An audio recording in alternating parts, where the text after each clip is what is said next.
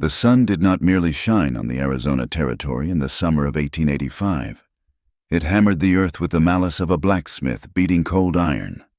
It was a heat that had weight, a physical presence that pressed down on the shoulders of Silas McGraw until his spine felt as brittle as the dried sagebrush tumbling across his yard. Silas stood on the porch of his homestead, a rough-hewn structure of timber and stone that seemed to be slowly sinking into the baked earth. He wiped the back of his neck with a rag that had once been white, but was now stained the color of rust and dust. He was a man carved from the landscape itself, all hard angles and weathered skin, with eyes the color of a faded denim shirt, eyes that had seen too much distance and not enough kindness. He looked toward the well. It was a habit, a reflex born of desperation. The winch handle was hot enough to blister skin, and the rope hung limp into the darkness below. He did not need to lower the bucket to know what was down there. The sound of a pebble dropped into the shaft took too long to return, and when it did, it was the hollow clack of stone against dry mud, not the wet splash of salvation. The well had failed 3 weeks ago. The town of Resurrection was a 2-day ride east, and Silas had not been there in 6 months. He had enough water in the rain barrels to last him and the mule another week, maybe 10 days if he was careful. After that, the land would claim him, just as it had claimed his cattle, one by one, until their bleached ribs were the only landmarks in the pasture. He spat into the dust. It dried instantly. The isolation was a living thing here. It sat in the empty chair at his table. It slept on the cold side of his bed. It was in the silence that stretched from the Superstition Mountains all the way to the dragging hem of the horizon.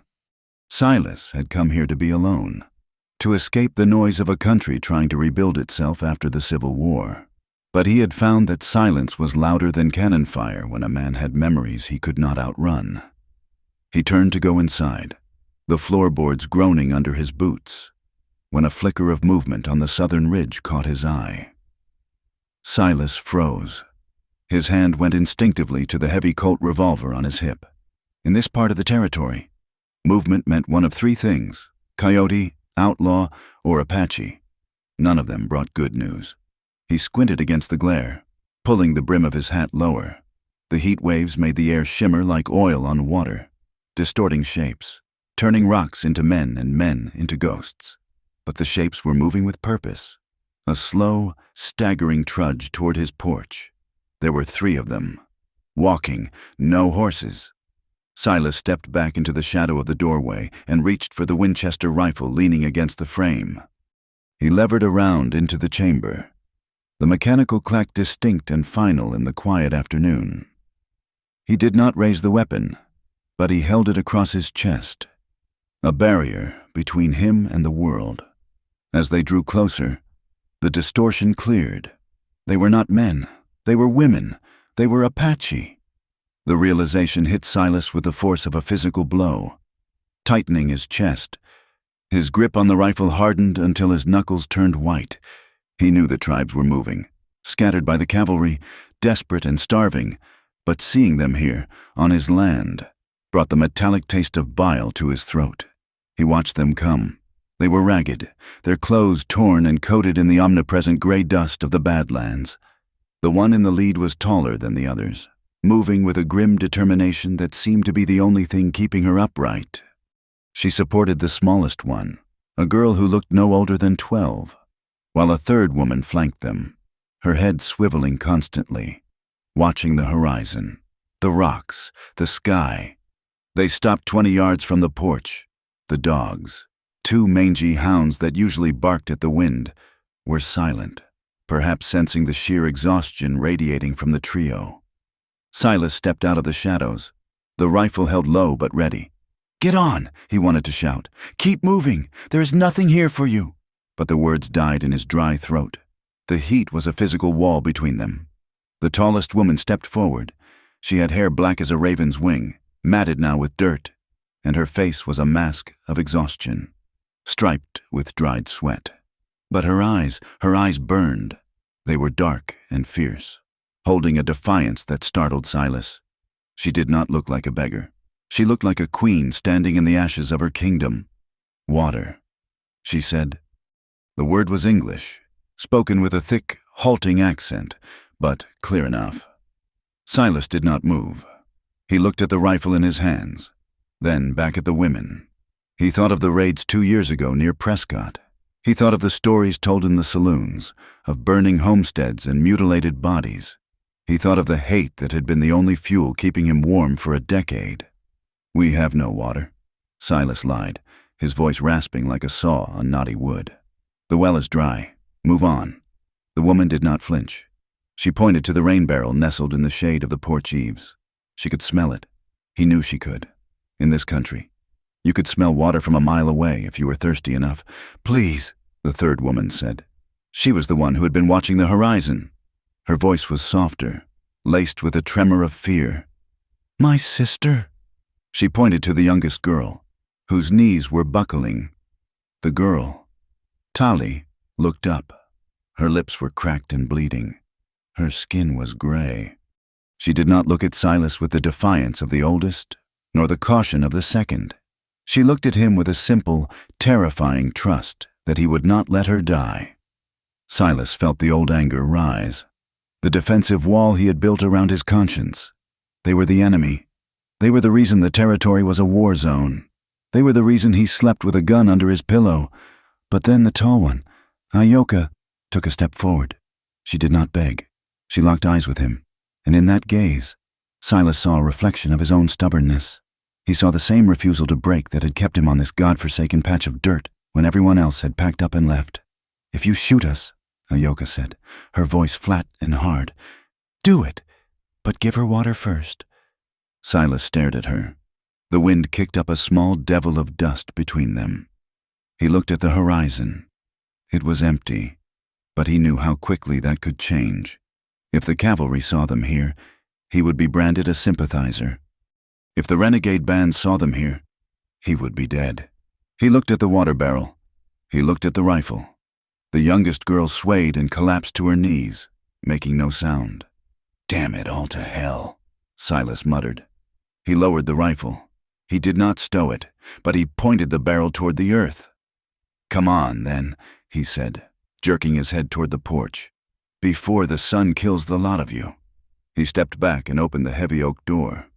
It was a decision made in a heartbeat, a fracture in the stone of his resolve. The women moved. They did not run. They did not have the energy to run. Ayoka hauled Tali to her feet, bearing the girl's weight as if it were nothing. They ascended the 3 wooden steps to the porch, the sound of their moccasins soft against the planks. Silas ushered them inside. The cabin was dim and cooler than the outside, though still stiflingly warm. It smelled of stale coffee, gun oil, and the loneliness of a bachelor's life. As the last woman, the vigilant Nita, crossed the threshold, Silas shut the door. He threw the heavy iron bolt into place. The sound was loud in the small room. Clack-thud. It was an instinct. He told himself he was locking the world out, keeping the dangers of the territory at bay. But as he turned and saw the 3 Apache women standing in his kitchen, illuminated by the shafts of light cutting through the shutters, he wondered if he had just locked the danger in. "Sit," Silas commanded, gesturing to the rough table in the center of the room. They sat. They did not slump, even in their exhaustion. They held themselves with a rigid dignity. Tali's head lolled on her shoulder, her eyes half closed. Silas went to the ceramic pitcher on the sideboard. He poured water into 3 tin cups. His hands shook slightly. He told himself it was age, or the heat. He refused to believe it was fear. He placed the cups on the table. "Slow," he warned. "If you drink too fast, you will get sick it up." Ayoka took the first cup. She did not drink. She held it to Tali's lips, tilting it gently. The girl swallowed convulsively, a small whimper escaping her throat. Only when the girl had finished half the cup did Ayoka take a sip herself. She closed her eyes as the water touched her tongue, a shudder passing through her frame. Nita drank with her eyes open, watching Silas over the rim of the tin cup. Her gaze darted to the rifle leaning against the wall, then to the knife on Silas's belt, then to the windows. "Who are you running from?" Silas asked. He leaned against the counter, crossing his arms. He wanted to keep the distance between them, physical and emotional. Ayoka lowered her cup. She wiped her mouth with the back of her hand. "Bluecoats," she said, "and others, men who take scalps for money." Silas nodded grimly. The bounty hunters. The territory government had put a price on Apache heads, distinct from the military campaigns.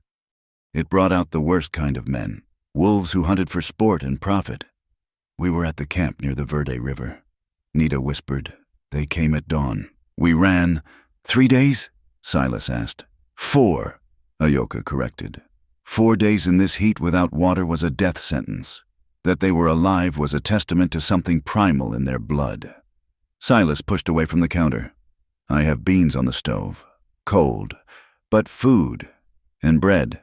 He did not wait for an answer. He ladled cold beans onto 3 tin plates and cut thick slices of sourdough bread. He placed the food before them.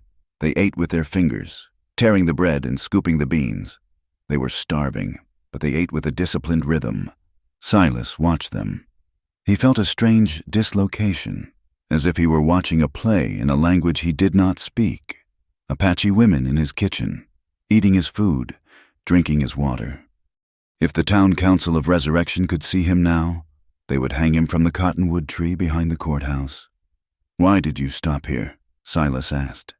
Ayoka looked up, a smear of bean sauce on her chin which she quickly wiped away. "We saw the roof," she said. "We thought. We hoped there was a heart inside the house." Silas snorted. A harsh, cynical sound. "You gambled your lives on a hope? We had no chips left to bet." Ayoka replied. The metaphor surprised him. He looked at her more closely. Beneath the dirt and the exhaustion, she was striking. High cheekbones, a mouth that looked like it was set in a permanent line of resistance. She was not young, not like the girl.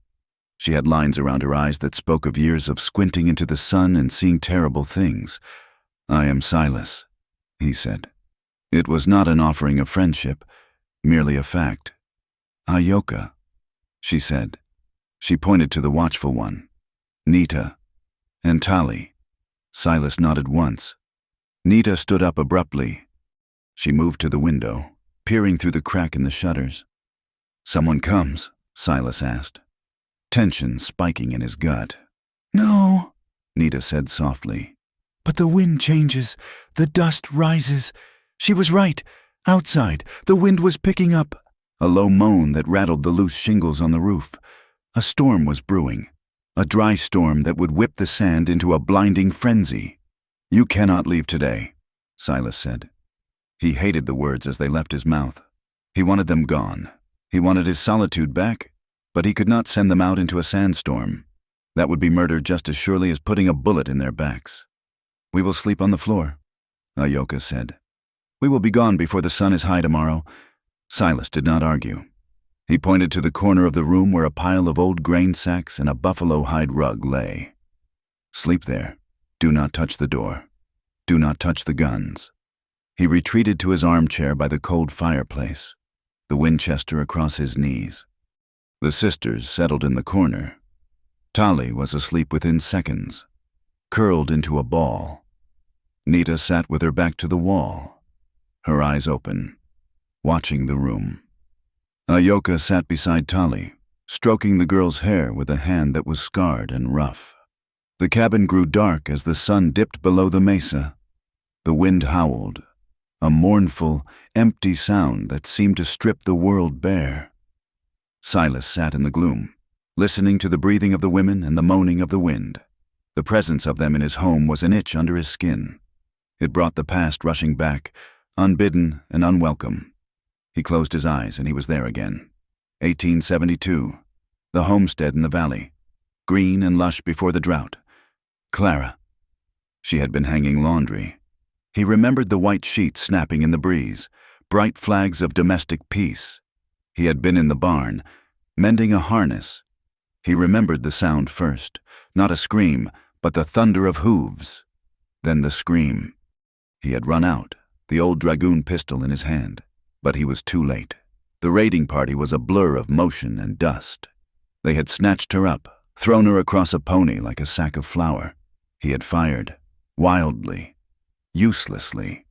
The bullet had kicked up dirt 10 yards behind them. He had ridden for 3 days. He had tracked them with a madness that burned out his fear. He found a straggler, a young brave watering his horse in a canyon. Silas had not asked questions. He had not looked for Clara. He had simply ridden the boy down and put a bullet in his chest. He remembered the look on the boy's face. Surprise, more than pain. It was only later, when he reached the fort, that the scout told him the raiding party was Comanche, down from the north. The boy he had killed was Yavapai, a peaceful hunter who had nothing to do with it. Clara was never found. She simply vanished into the vast, uncaring geometry of the West. Silas opened his eyes in the dark cabin.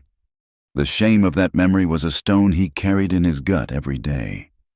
He had killed an innocent man because of the color of his skin and the grief in his own heart. And now, 3 women of the same blood were sleeping on his floor, and he was guarding them with a rifle. He looked at the corner. Nita's eyes were closed now, but he suspected she was not asleep. Ayoka was awake. He could see the glint of her eyes reflecting the starlight that filtered through the high transom window. She was watching him. "Why did you let us in?" Her voice came from the shadows. It was a whisper, barely audible over the wind. Silas shifted in his chair, the leather creaking. "I don't know," he answered honestly. "You have sadness in you." "Silas McGraw," she said. "It is heavy, like a wet blanket." "Go to sleep," he said, his voice gruff. Silence returned, thick and heavy. Silas looked at the door. He had thrown the bolt. He had locked it. He remembered the years of checking the locks every night, terrified that something would come in. Tonight, he had locked the world out to protect what was inside. The irony tasted like ash in his mouth. The wind picked up, screaming around the eaves of the cabin. It sounded like the voices of the dead, demanding to be heard. Silas gripped the rifle tighter. He would not sleep tonight. He would watch the door. He would watch the women. And he would wonder if, by opening that door, he had saved his life or damned it. The night stretched on, a vast ocean of time. The badlands outside were a void of black heat and dry lightning. Inside, 4 broken people breathed the same stale air, waiting for a morning that promised nothing but more heat and more danger. Silas looked at Ayoka one last time. She had finally lowered her head, resting it on her knees. She looked small in the darkness, vulnerable. He felt a crack in the armor he had worn for 13 years. It terrified him more than the Apache raiders ever had. He turned his gaze to the dying embers in the stove and waited for the dawn.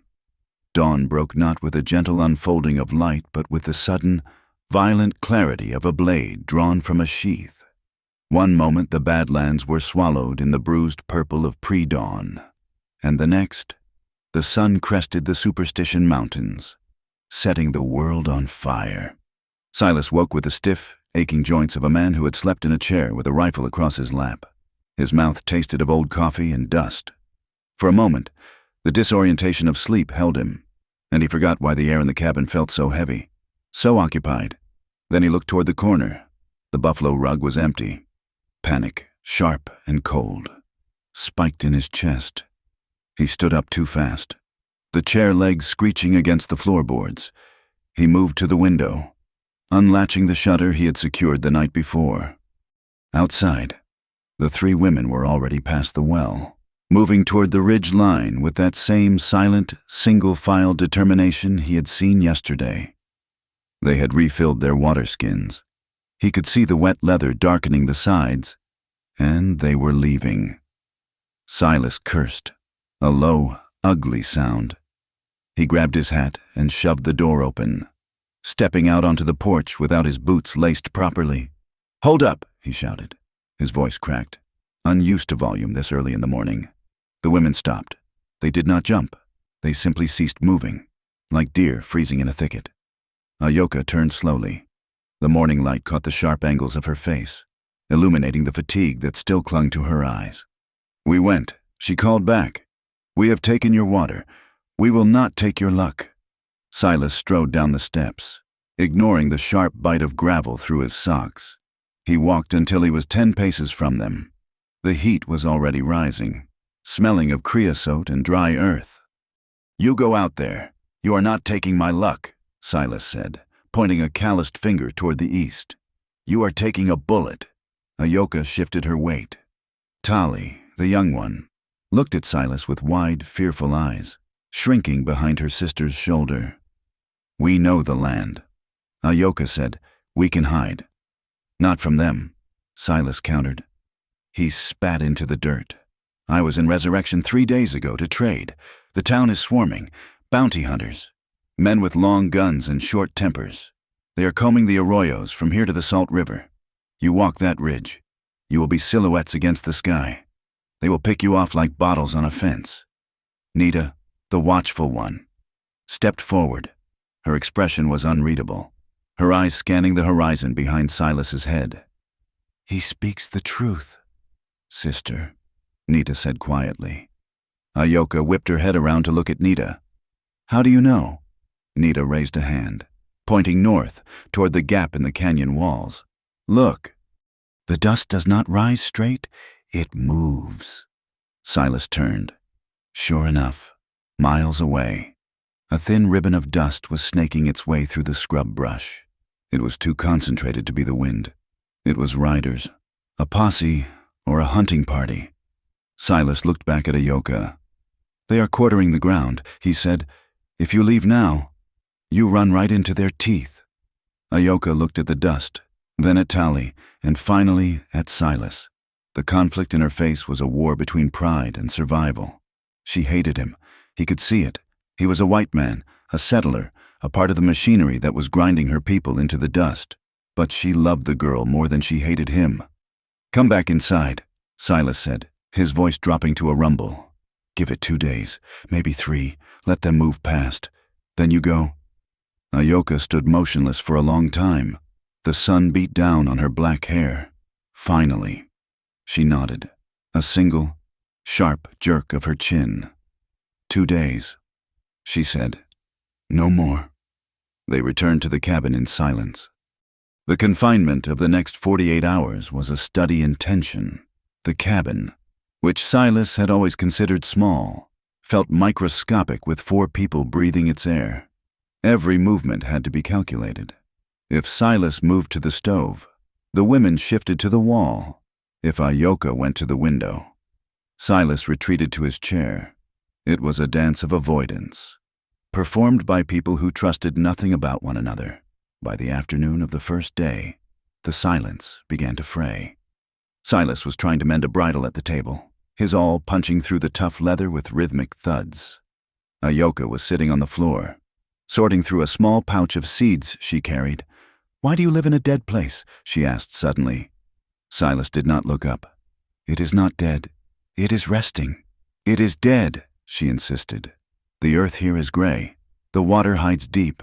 Even the lizards move slowly. A man does not live here unless he wants to be forgotten." "Maybe I do," Silas grunted. Ayoka scoffed. It was a soft sound, but it carried weight. "To be forgotten is to be nothing. My people fight to be remembered. You hide to disappear. It is cowardly." Silas stopped working. He set the awl down with a deliberate clatter. He looked at her, his blue eyes cold. "You are eating my beans and drinking my water," he said. "You might want to keep your opinions on my courage to yourself." Ayoka met his gaze, unfazed. "I pay for the water with truth. You are a ghost. Silas McGraw. You haunt your own house. I'm a man who wants peace." He snapped. "Peace is not empty," she countered. "Peace is full. This house is empty." It went on like that for hours. They argued about everything. They argued about the way he stacked his firewood. "Inefficient," she claimed. They argued about the way she sharpened her knife, ruining the edge.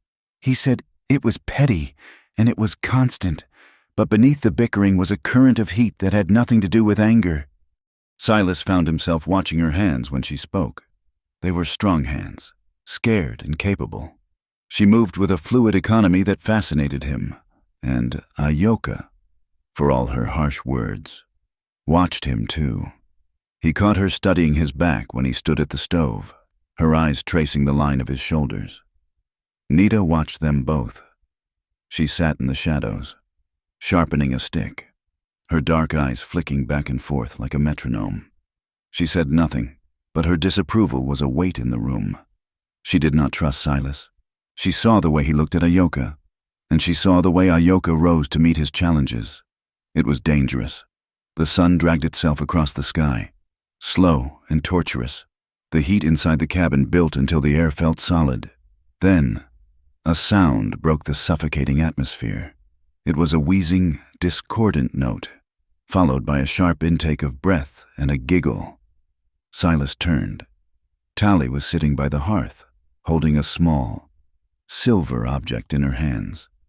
It was his old Hohner harmonica, dented and tarnished, which had gathered dust on the mantel for 5 years. Tally blew into it again, drawing a chord that sounded like a dying goose. She laughed, a bright, cascading sound that seemed impossible in this grim room. Ayoka started to move, to scold the girl, but Silas held up a hand. "Let her be," he said. Tally looked at Silas, fear flashing in her eyes for a second. But when he didn't yell, she smiled. It was a missing tooth smile that transformed her face. She blew again, finding a rhythm this time, a simple, seesawing melody. Silas felt a lump form in his throat. He remembered sitting on this porch, playing that same harmonica while Clara hummed along, her hands deep in a bowl of dough. He had not heard music in this house since the day she died. "You play?" Ayoka asked, watching her sister. "Used to," Silas said, his voice rough. "A lifetime ago." "Play now," Tally said, lowering the instrument. "Please." Silas shook his head. "No." "I don't have the wind for it anymore." But the tension in the room had broken. The air felt lighter. Tally continued to play, making up her own song. A strange mix of Apache rhythm and the tinny sound of the instrument. For the first time, Silas saw Ayoka smile. It was small, just a quirk of her lips, but it softened her face in a way that made his breath catch. The reprieve did not last. By late afternoon, the light in the cabin changed. The harsh white glare of the sun turned a sickly, bruised yellow. The wind, which had been a constant moan, suddenly stopped.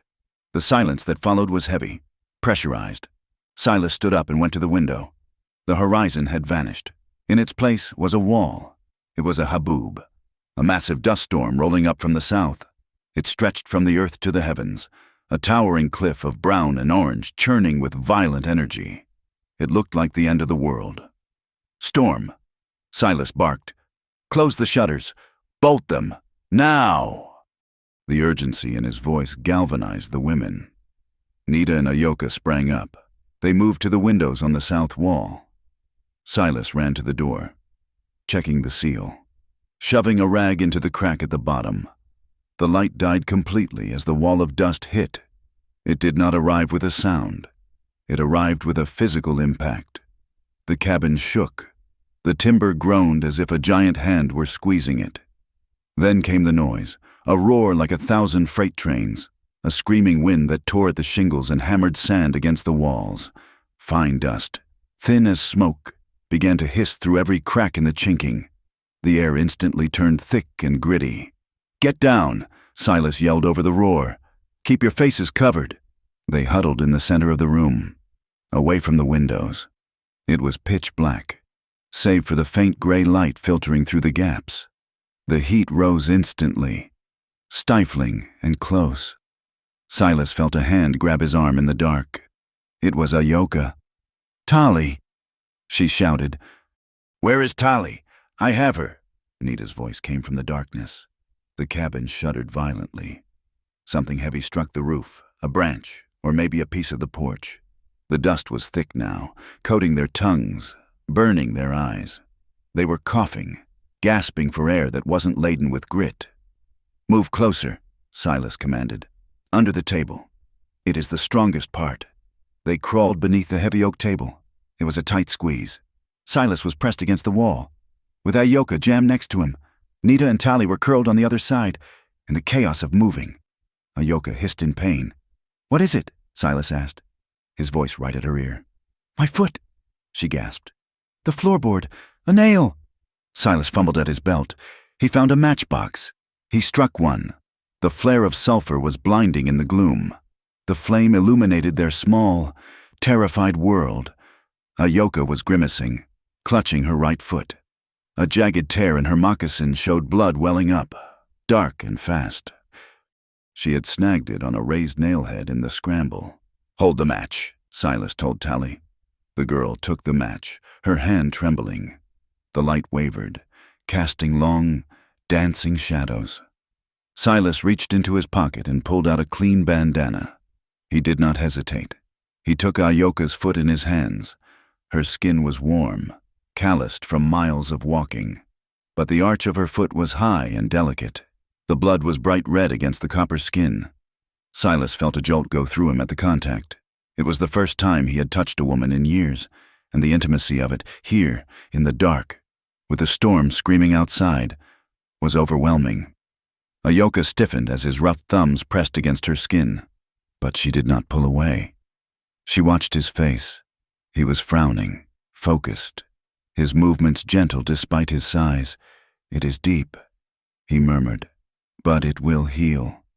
He wrapped the bandana tightly around her instep, tying the knot with deft, practiced movements. When he finished, he did not immediately let go. His hand lingered on her ankle. He looked up.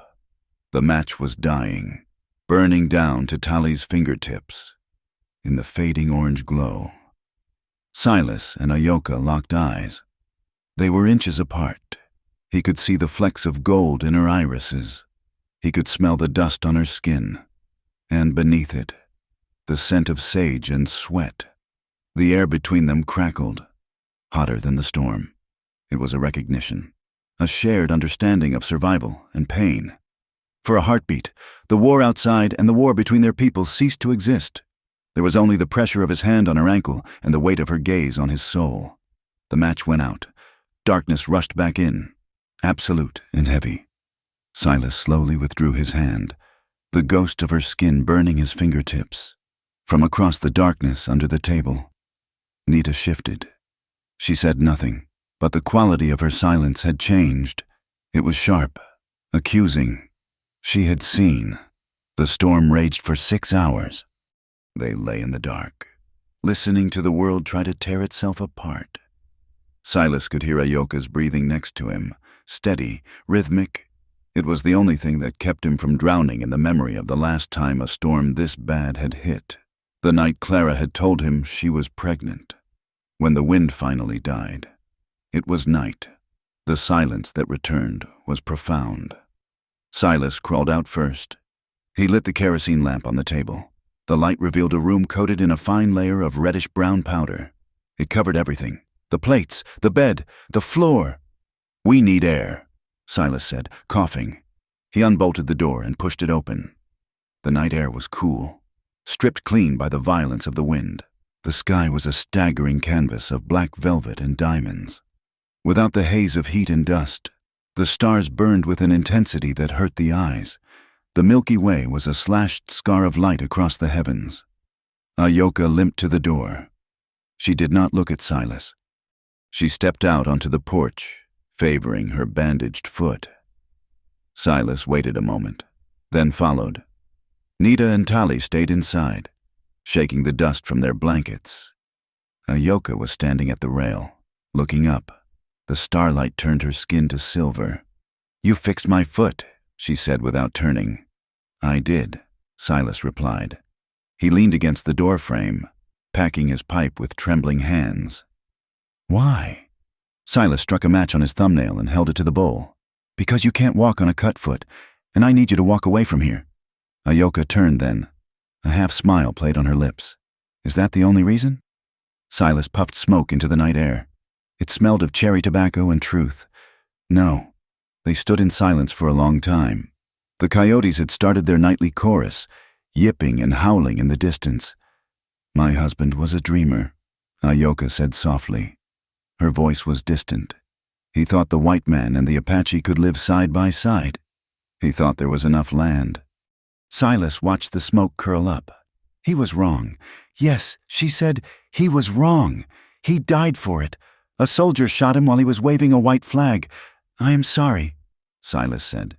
And he meant it. Ayoka shrugged, a small movement of her shoulder. Sorrow does not bring back the dead. It only weighs down the living. What about you, Silas? You have the eyes of a man who looks backward. Silas looked out at the darkness of the pasture. He saw the mound of stones near the old cottonwood tree. He had never spoken of it to anyone, not the preacher in town, not the men at the saloon, my wife, Clara, he said, his voice low. She was taken. Years ago? Ayoka nodded. This I guessed, but there is more. Silas gripped the pipe bowl until it burned his palm. The pain centered him. She was with the child. He whispered, 6 months. Ayoka went still. I buried an empty box. Silas continued, the words tearing out of him like fish hooks. And then, a year later, I found a child's bone in the canyon where I tracked them. Just a small bone. I brought it back. I buried it next to her marker. He stopped. He felt exposed, flayed open. He waited for her to mock him, or to use it against him. Instead, Ayoka moved. She stepped closer to him. The scent of her was stronger now. She reached out, her hand hovering in the space between them. We are graveyards. You and I, she said. We carry our dead in our chests. Silas looked at her. The defiance was gone from her face. In its place was a raw, naked grief that mirrored his own. I shouldn't have let you in, Silas said, his voice thick. Why? Ayoka asked. Because, Silas said, looking down at her, I had almost forgotten how to feel anything but hate, and now... He didn't finish. He didn't have to. Ayoka raised her hand and almost touched his cheek. Her fingers were trembling. Silas leaned in. Just a fraction. The distance between them was charged, magnetic. He wanted to bridge it. He wanted to bury his face in her hair and forget the years of silence. He wanted to feel the warmth of a living person against him. The air between them vibrated with the possibility of it. A spark, raw and painful, jumped across the gap. But Ayoka dropped her hand. She stepped back. We leave tomorrow, she said, her voice breathless. Silas nodded, stepping back into the shadow of the door frame. The loss of her proximity was a physical ache. Tomorrow, he agreed. He turned and went back inside, leaving her alone with the stars and the ghosts. He lay down on his bed, but he did not sleep. He listened to the sound of her breathing on the other side of the room, and for the first time in 13 years, the house did not feel empty. It felt dangerous. It felt alive. The 2 days Ayoka had promised turned into 4, then 5. The desert did not allow for schedules. It only allowed for survival. The heat wave that had driven them to Silas's door refused to break, pinning them to the homestead like insects trapped in amber. To leave now, with the sun bleaching the bones of the land white and the waterholes drying up into cracked mud, would be suicide. Even Ayoka, with her fierce impatience, acknowledged the sky's cruelty. An uneasy truce settled over the cabin, fragile as a spider web in a gale. They moved around one another with the careful choreography of strangers sharing a lifeboat. The suspicion had not vanished, but it had been worn down by the mundane necessities of living.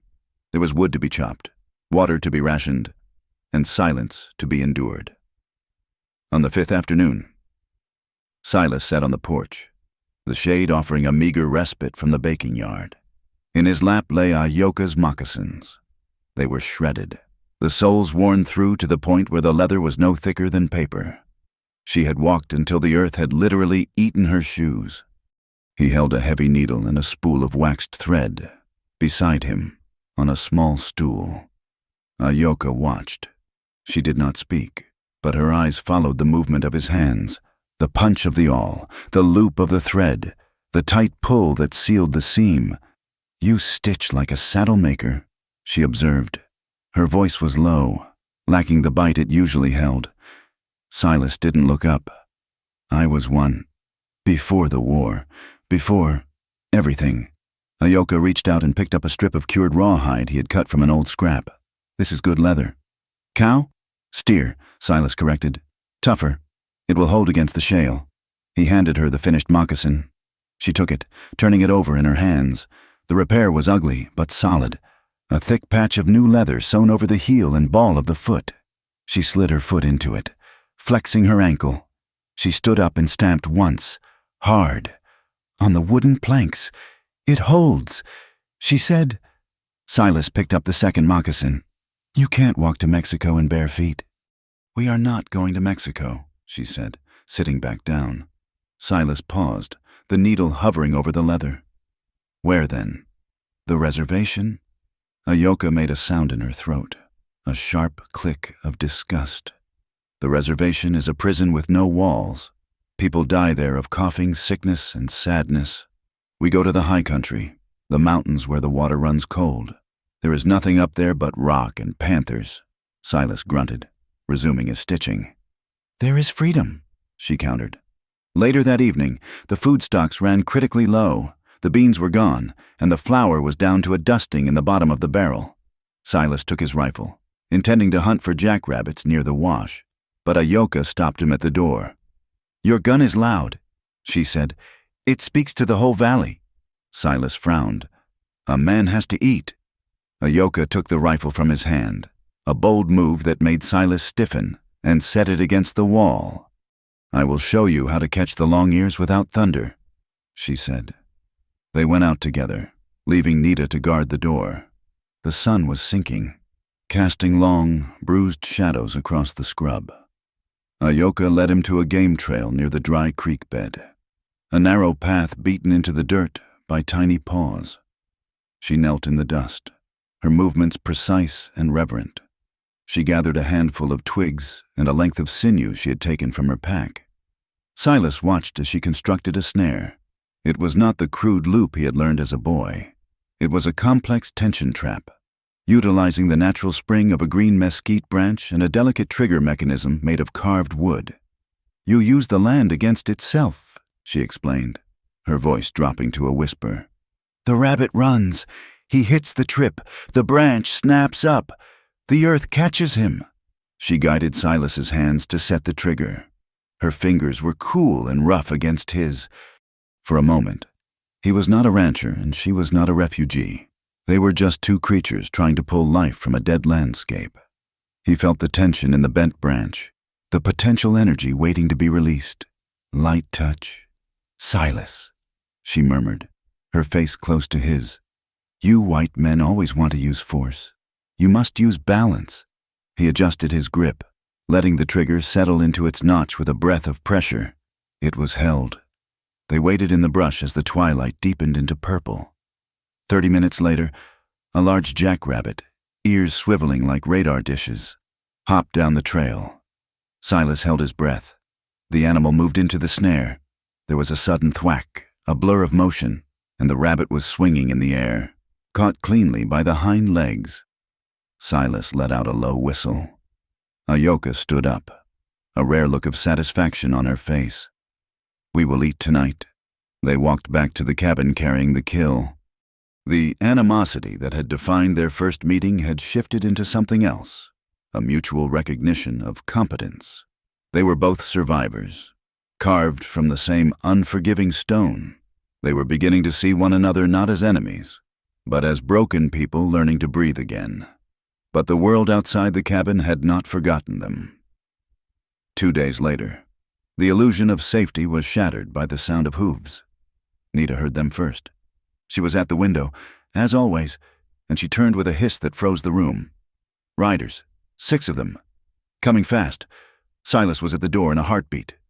Peering through the crack, a cloud of dust was rolling up the main track, moving with purpose. He recognized the lead horse, a big bay roan with a white blaze. "Hide," Silas ordered. The tone of his voice brooked no argument. "Where?" Ayoka asked, her hand already on her knife. "The cellar," Silas said. "The trap door is under the rug. Go, now." He threw the buffalo rug aside, revealing a heavy wooden hatch. He yanked it open. It was a root cellar, dark and smelling of old potatoes and damp earth. "Get in and don't make a sound, no matter what you hear," Silas hissed. Ayoka ushered Tali down. Then Nita.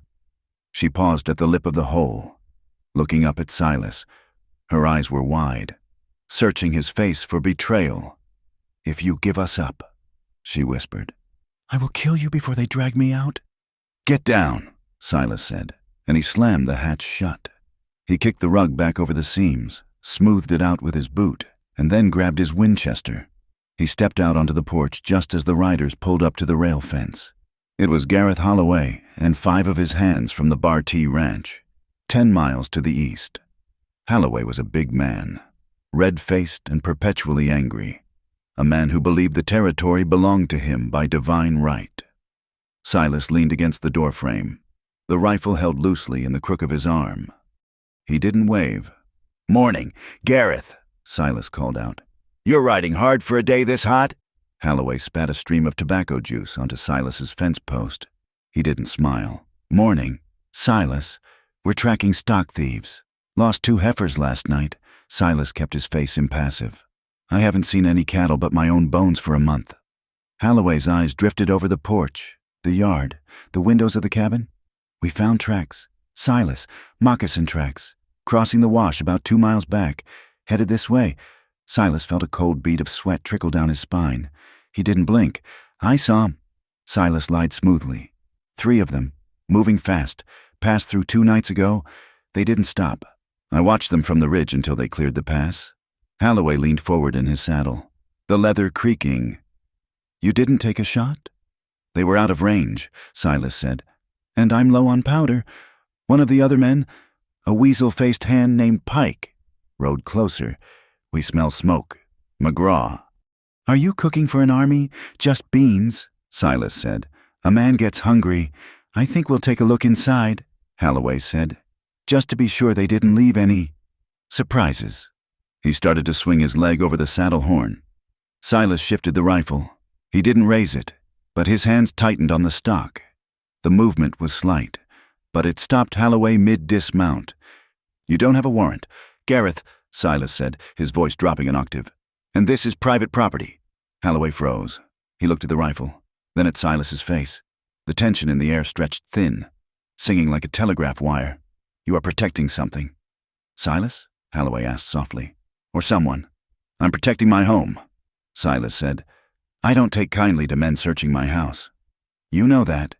Holloway stared at him for a long 10 seconds. The other hands drifted their hands toward their holsters. It was a precipice. One word, one twitch, and the yard would turn into a slaughterhouse. Silas knew he could take Holloway, and maybe Pike, but the others would cut him down before he could lever a 3rd round. But Holloway was a bully, not a soldier. He saw the look in Silas's eyes, the flat, dead look of a man who had nothing left to lose, and he hesitated. He settled back into his saddle. "Fine," Holloway said, though his eyes narrowed with suspicion. "But if I find out you're harboring savages, Silas, the law won't help you? We'll come back, and we'll burn this shack to the ground with you in it." "Get off my land," Silas said. Holloway wheeled his horse around violently, kicking dust into the air. "Come on, boys, let's check the canyon." The posse thundered off, riding west. Silas stood on the porch, watching them until they were nothing but a smudge on the horizon. His heart was hammering against his ribs like a trapped bird. He waited another 10 minutes, just to be sure, before he turned and went inside. He pulled the rug back and threw open the hatch. "They are gone," he said. Ayoka climbed out first, coughing in the stale air. She looked at Silas, really looked at him, as if seeing him for the first time. She had heard everything through the floorboards. She knew he had stood between them and death. That night, the adrenaline crash left them all exhausted and raw. The cabin felt different now. The external threat had forced a realignment. Silas was no longer just the captor or the host. He was an accomplice. They ate the rabbit stew in silence, but the air was charged with things unsaid. After Tali and Nita had retreated to their corner, Silas sat by the fire, staring into the dying embers. Ayoka came to stand beside him. "You lied for us," she said. Silas didn't look up. "I lied to myself. I didn't want blood on my porch." "You lied for us," she repeated, her voice firm. "Why?" Silas looked at her then. The firelight cast deep shadows on her face, making her look ancient and ageless all at once. "Because they were wrong," he said. "And you are just trying to live." Ayoka sat down on the hearthstone near him. "We cannot stay here. Silas, that man, the one with the red face, he will come back. He smelled the lie on you." "I know," Silas said bleakly. "Then come with us," Ayoka said. The offer hung in the air, shocking and impossible. Silas laughed, a dry, humorless sound. "Go where, Ayoka? To the mountains? To starve in a cave? There's no future for me out there. My life is here. This land. This is all I have. This land is a tomb," Ayoka said, her voice rising with sudden passion. "You guard a grave. Silas, you are already dead. Come with us and live. We can fight. We can find a place where they cannot follow." "There is no such place," Silas snapped, standing up. His sudden movement startled the dog, which scrambled up from its sleep. "The world has shrunk. Ayoka, they have maps for every canyon.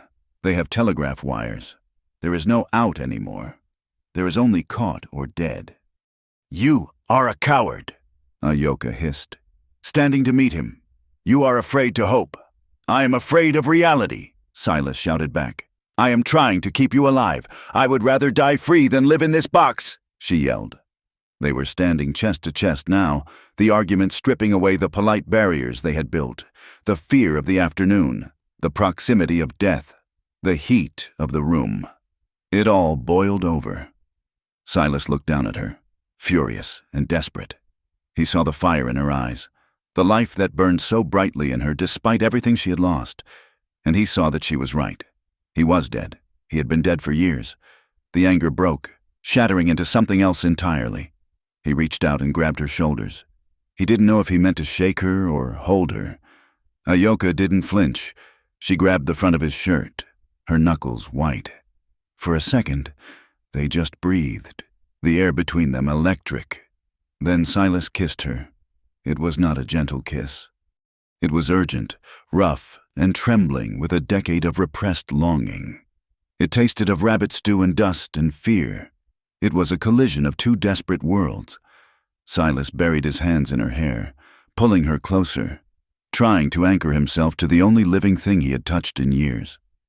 Ayoka made a sound in her throat, a low keen, and pressed herself against him, her mouth opening to his. For a moment, the world fell away.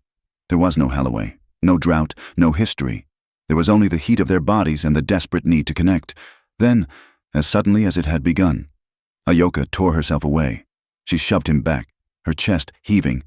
She wiped her mouth with the back of her hand, her eyes wide and wild. Silas stood there, his hands still raised, his breath coming in ragged gasps. Ayoka stared at him, the firelight dancing in her eyes. She looked terrified, not of him, but of what had just happened. "No," she whispered. "Ayoka?" Silas started, taking a step forward. She backed away, hitting the stone mantel. "You are still one of them," she said, the words trembling. "You are still the man who kills my people. You cannot, we cannot." She turned and fled to the other side of the room, disappearing into the shadows where her sisters lay. Silas stood alone by the fire. He touched his lips. They burned. The rejection hit him harder than a physical blow, but the truth of her words cut deeper. He was one of them. He was a white man in a white man's world, and no amount of stolen kisses could bridge the river of blood that flowed between their histories. From the darkness of the corner, Nita watched. She had not slept. She had seen the argument. She had seen the kiss. She leaned close to Ayoka, who was curled up on the buffalo hide, shaking. "Sister," Nita whispered, her voice sharp as flint. "You play with fire. If you trust the wrong man, we all die. He is a wolf. He may lick your hand today, but he will bite your throat tomorrow." Ayoka didn't answer. She just pulled the blanket over her head. Nearby, Tali was sound asleep. She was curled up not with her sisters, but with Silas's dog, Buster. Her small hand was buried in the hound's rough fur, and the dog's head was resting on her ankle. In the midst of the fear and the hatred, the child and the animal had found a simple peace that the adults could not comprehend. Silas did not sleep. He sat by the fire until it burned down to ash. His mind was racing, replaying the kiss, replaying Holloway's threat, replaying Ayoka's accusation. "You guard a grave." He looked around the cabin. It was true. This place was a mausoleum. He was the caretaker of his own misery. If they stayed here, Holloway would come back. He would kill the women, and he would kill Silas. There was no future in this house. Silas stood up. He walked to the heavy wooden trunk at the foot of his bed. He hadn't opened it in years. The hinges groaned as he lifted the lid. Inside were the remnants of his past life. Clara's shawl, a broken pocket watch, and a stack of old papers. He dug through the papers until he found what he was looking for. It was a piece of deer vellum, stiff and yellowed with age. He carried it to the table and lit the lamp, turning the wick low. It was a map. Not a government survey map, but a hand-drawn chart he had made himself. 15 years ago, when he was prospecting in the Superstition Range, he traced the faded ink lines with a trembling finger. He followed the line up the canyon, past the jagged peaks, into a hidden fold of the mountain that didn't appear on any army map. He remembered the day he had found it. He had been dying of thirst, chasing a vein of gold that didn't exist. He had stumbled through a crack in the rock wall, no wider than a man's shoulders, and fallen into a paradise. Spring, deep, cold water bubbling up from the heart of the mountain, green grass, shade, a place where the world couldn't find you. He had named it the Sanctuary in his notes, then covered his tracks and never went back, afraid that if he spoke of it, men like Holloway would ruin it. Silas looked at the sleeping women in the corner. He looked at the map. He knew what he had to do. It was insane. It was dangerous. It meant walking away from the only home he had known for a decade. It meant becoming a fugitive. But Ayoka was right. He was already dead. It was time to see if he could be resurrected. He rolled up the map and tucked it into his shirt. He would tell them in the morning. He would offer them the only thing he had left to give. He would offer them a way out. The sun was not yet up when they left the homestead, but the heat was already waiting for them. A dormant beast curled in the dust, ready to wake. Silas McGraw did not look back. He had closed the heavy oak door of the cabin, but he had not locked it. There was no point. The things he was leaving behind, the empty chair, the cold hearth, the memories of a woman who had died screaming, could not be stolen, for they had no value to anyone but him, and he was done carrying them. They moved in a grim procession toward the rising slope of the foothills. Silas walked in the lead rope of his old mule, and Jasper wrapped around his fist. The mule was laden with everything of use he could scavenge: 2 water casks, a sack of dried corn, the last of the flour, a heavy canvas tarp, and a shovel. Behind the mule walked Ayoka, her spine straight despite the weight of the pack she had fashioned from a blanket. Then came Tali, clutching the harmonica as if it were a talisman. And finally, Nita, walking backward as often as forward, brushing their tracks away with a branch of sagebrush. They walked into the silence of the Badlands. The journey was a descent into the furnace. By noon on the first day, the rocks were hot enough to cook meat. The air shimmered with a violence that distorted the distance, making the mountains ahead look like trembling mirages. There was no talk. Words cost moisture, and they had none to spare. The landscape changed as they moved away from the flat scrub of the ranch and into the broken country of the canyon lands. It was a place of jagged geology, where the earth had been twisted and torn by ancient upheavals. Red rock spires clawed at the sky like bloody fingers. The ground was a mosaic of loose shale and baking sand, treacherous and unforgiving. Silas felt the age in his knees with every step. He was a man of 50 winters, and the hard living of the frontier had taken its tithe from his joints, but he kept a steady pace, the Winchester rifle resting in the crook of his arm, his eyes scanning the ridges for the flash of a rifle barrel or the silhouette of a horseman. They camped that first night in the hollow of a dry wash. They did not light a fire. They ate hardtack and dried beef, chewing slowly to make it last. Ayoka sat across from Silas, her face shadowed by the canyon walls. She looked at the map he had spread out on a flat rock, the deer vellum glowing faintly in the moonlight. "How far?" she asked. Her voice was rasping. 3 days, Silas said. If the pass is clear, if the water is still there, it will be there, she said. The earth keeps its promises, even if men do not. Silas looked at her. In the blue light of the stars, the harsh angles of her face were softened. He saw the woman beneath the survivor. Get some sleep, he said. The climb starts tomorrow. The second day was worse. The elevation began to rise, and the air grew thinner, but the heat did not abate. It trapped them in the canyon, bouncing off the stone walls until they felt like they were walking inside a kiln. Vultures appeared around midday, 3 of them, wheeling in high, lazy circles against the blinding white of the sky. They did not flap their wings, they simply rode the thermals. Waiting, they smell death, Nita whispered. Looking up, they smell the mule, Silas grunted, though he felt the chill of the omen in his own sweat-soaked shirt. Keep moving. It was late afternoon when they reached a narrow defile choked with mesquite and prickly pear. The path was barely wide enough for the mule. Silas was hacking at a branch blocking the way when he heard the sound, a dry, rattling buzz that triggered a primal alarm in the base of his brain. He spun around. Ayoka was 3 paces behind him. She had frozen mid-step. Inches from her shin, coiled in the shadow of a rock, was a diamondback rattlesnake, thick as a man's arm. Its head was drawn back, ready to strike. Ayoka did not have her knife in her hand. She was balanced on her bad foot, the one he had bandaged, and if she moved to retreat, she would slip on the loose shale. Don't move, Silas said. His voice had a low vibration. The snake's tail blurred.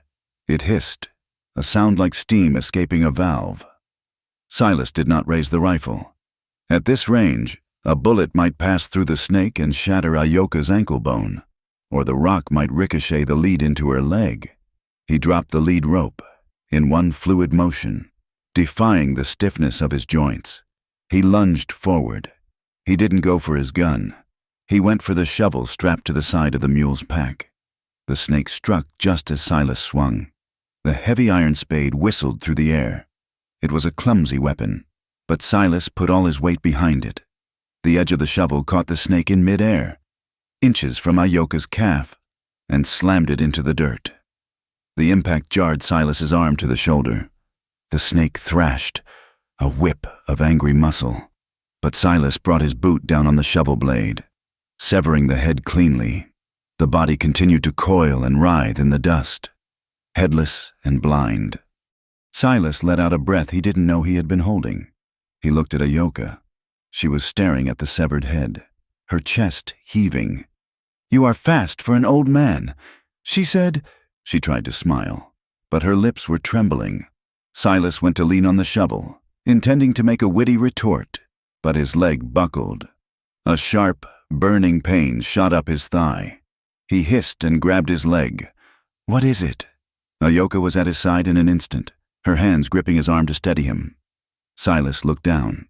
In his lunge, he had driven his thigh straight into the protruding branch of a mesquite bush. A thorn, 2 inches long and hard as iron, had driven itself deep into the muscle of his quadriceps, snapping off flush with the denim. "Damn," Silas muttered. "Sit," Ayoka commanded. She helped him to a flat rock. Silas sat, his leg throbbing with a dull, sickening heat. The mesquite thorn was not just a puncture, it was poison. If left in, it would fester and rot the leg within days. Ayoka knelt between his spread knees. She did not ask for permission. She pulled a small knife from her belt, a blade no longer than a finger, but honed to a razor edge. "This will hurt," she said. She did not look at his face. She looked only at the wound. "Do it," Silas said, gripping the edges of the rock. Ayoka poured a little precious water from her skin onto the denim to soak the blood, then used the knife to slice the fabric open. The skin around the puncture was already angry and red. She placed her hands on his thigh. Her palms were cool. She pressed down, locating the base of the thorn deep in the muscle. Silas gritted his teeth, a groan trapped in his throat. She worked with the focus of a surgeon. She used the tip of the knife to widen the wound slightly, then used her thumbnails, hardened and strong, to grip the end of the buried wood. "Hold still." she whispered. She pulled. The pain was white and blinding. Silas threw his head back, squeezing his eyes shut. He felt the tear of flesh, the resistance of the barb, and then the sudden release. Ayoka exhaled. She held up the thorn, dripping with his dark blood. "It is out," she said. She tossed the thorn aside. Then she did something that stopped Silas's heart. She leaned forward and pressed her mouth to the wound. She sucked hard, drawing out the blood and any venom from the wood, then spat the red fluid into the dust. She did it twice, 3 times. Silas watched the top of her head, the black hair dusty and matted, moving against his leg. The intimacy of it, the pain, the blood. Her mouth on his skin shattered something inside him. It was a barrier that had stood for 10 years, built of grief and prejudice. It crumbled into dust. She sat back, wiping her mouth with the back of her hand. She took a strip of cloth from her pouch and bound the wound tightly. When she finished, she looked up. Her hands were still on his leg, resting just above his knee. "Thank you," Silas said. His voice was thick. "You saved me from the snake," she said simply. "We are even—" "No," Silas said. He reached out and covered her hand with his own. His hand was massive, scarred, engulfing hers. "We are not even. We are together." Ayoka looked at their joined hands. She turned her hand over, interlacing her fingers with his. The contact was electric, a circuit closing. "Can you walk?" she asked softly. Silas stood up, testing the leg. It hurt like hell, but it would hold. "I can walk," he said. They continued, but the distance between them had vanished. They walked side by side now, moving in a silent rhythm. When Silas stumbled, Ayoka was there to steady him.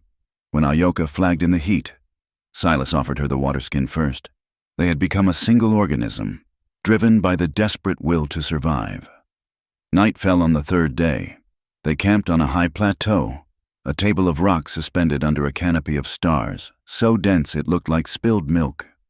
The air here was cooler, crisp with the scent of pine drifting down from the peaks above. Nita took the first watch, sitting 100 yards out on a rocky promontory.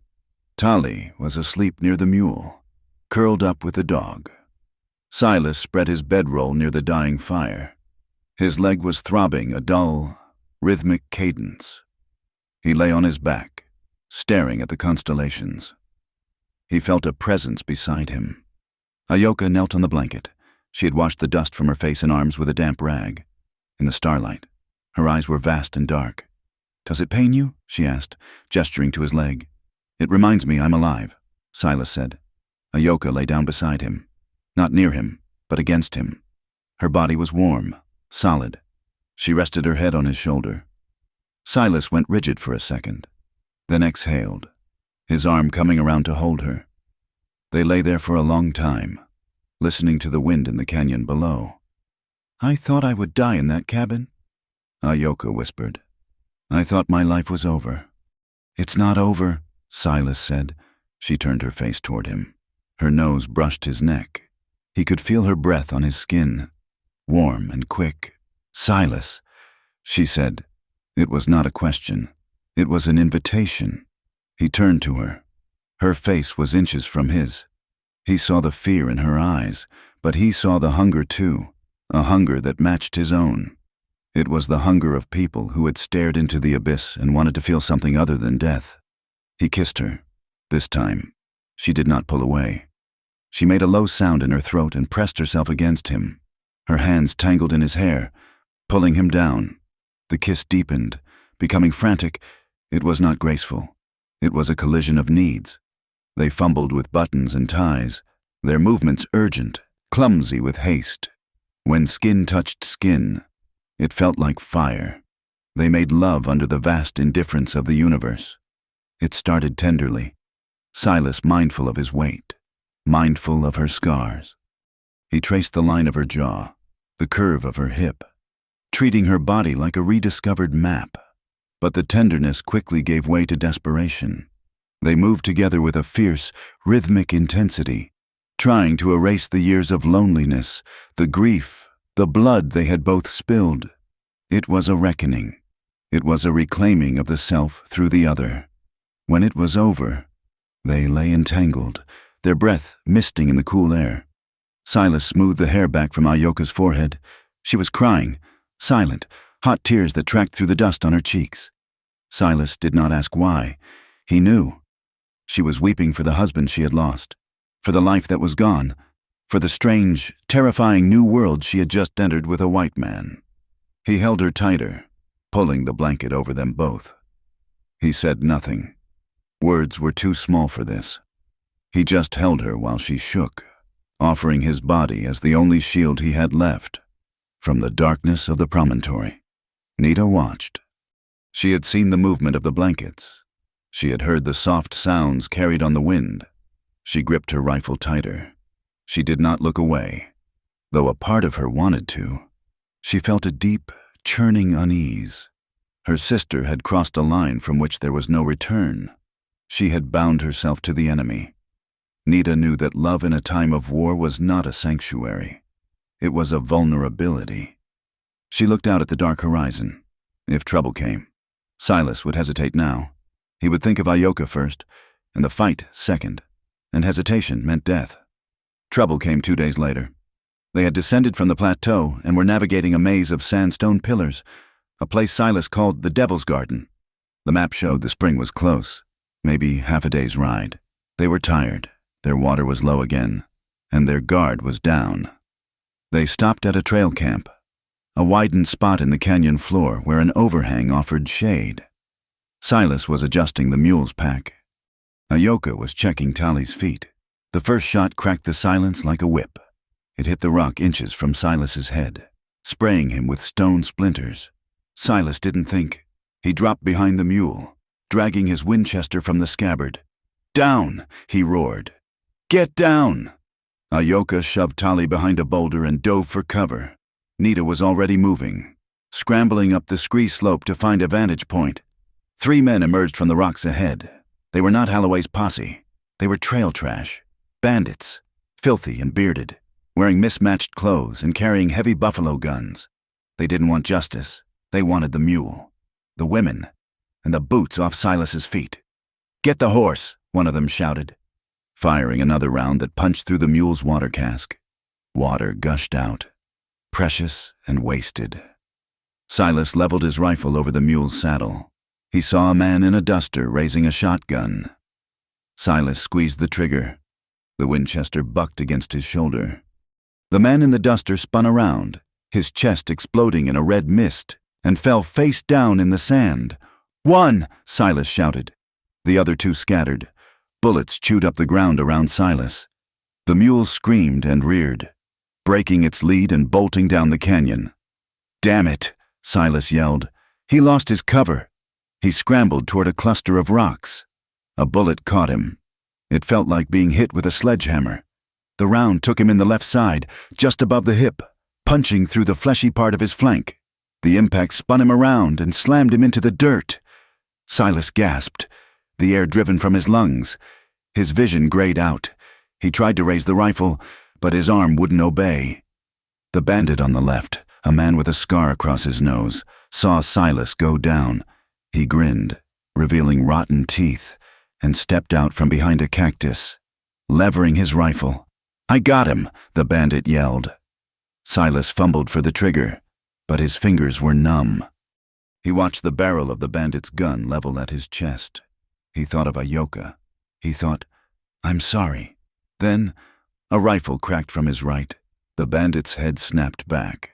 A neat, dark hole appeared in his forehead. He dropped like a puppet with cut strings. Silas turned his head, fighting the blackness creeping into his vision. Ayoka was kneeling behind a rock 10 yards away. She held his spare rifle, the old Henry repeater he kept in the pack. Her cheek was pressed to the stock, her eyes open and deadly calm. She didn't look like a woman protecting herself. She looked like a soldier. She racked the lever with a crisp, mechanical motion. The third bandit, seeing his 2 partners dead in the span of 10 seconds, turned and ran. Nita fired from the ridge. The shot kicked up dirt at his heels, but he scrambled over the rise and disappeared. Silence rushed back into the canyon, heavier than before. Ayoka dropped the rifle and ran to Silas. She skidded to her knees beside him, her hands instantly searching his body. "Silas? Silas, look at me." Silas groaned. He looked down at his side. His shirt was soaked with blood, dark and glistening. The bullet had passed through, but it had torn something deep inside. I'm all right," he lied, his teeth gritted against the pain. "You are bleeding like a stuck pig," Ayoka said, her voice tight with panic. She ripped the hem of her skirt, wadding the fabric and pressing it hard against the wound. Silas cried out, his back arching off the ground. "Tali, bring the water!" Ayoka shouted. Tali crawled out from behind the boulder. She looked at the dead men. She looked at the blood on Silas. Her face crumpled. For the first time in the entire journey, through the heat and the hunger and the fear, the little girl began to cry. It was a high, thin wail of pure terror. Nita scrambled down the slope. She looked at the dead bandits, then at Silas. "We have to move," Nita said. "The third one ran. He will bring others, or Holloway will hear the shots." Silas tried to sit up. The world spun violently. I can't walk far." "We do not leave you," Ayoka said fiercely. They got him to his feet. It took both Ayoka and Nita to support him. Silas draped his arms over their shoulders, his feet dragging in the dust. Every step was agony. A white-hot spike driving into his side. "The mule is gone," Nita said. "The water is gone." "In the spring," Silas gasped. "It's close. Up the draw." They began the retreat. It was a nightmare march. The sun beat down on them.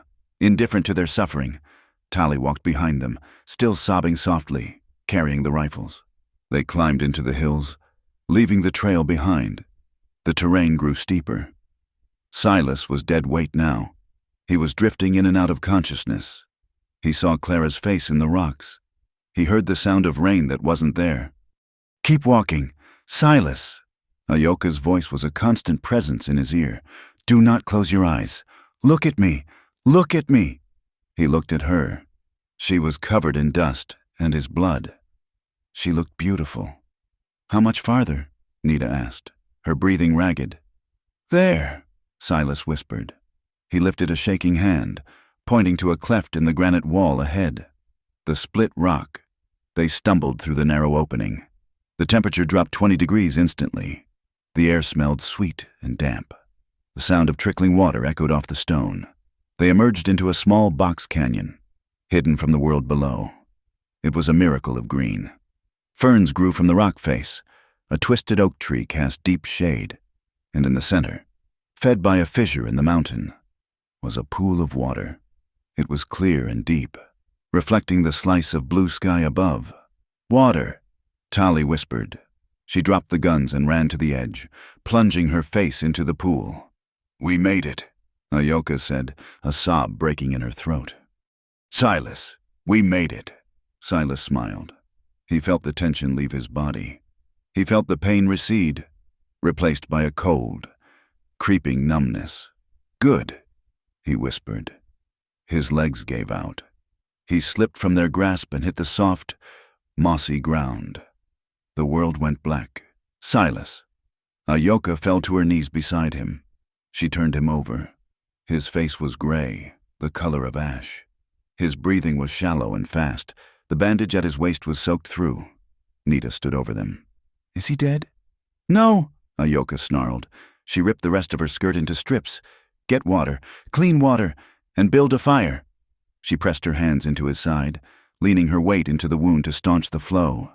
She leaned down, putting her lips to his ear. "You do not die. Silas McGraw," she commanded, her voice fierce and trembling. "You do not die on me now. You promised me a future. You keep your word." Silas didn't answer. He was floating in a dark river, drifting away from the shore where she called his name.